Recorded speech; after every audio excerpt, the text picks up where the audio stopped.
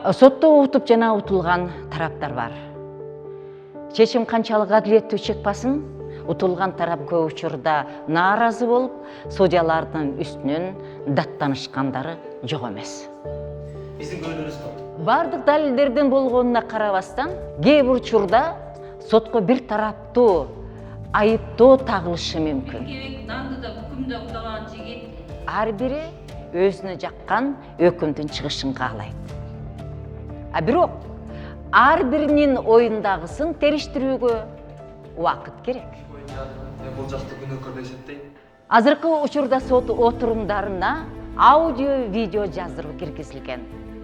Сот процесси башынан аягына чейин жазылып, анда жалпы катышуучулардын, анын ичинде соттун, прокурордун, адвокаттын жана башкалардын аракеттерин кайрадан карап чыгуу мүмкүнчүлүгү түзүлгөн.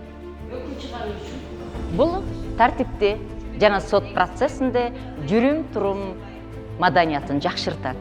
Аудио, видео жаздыруу убагында сот процессиндеги ар бир катышуучу өз жоопкерчилигин сезишет.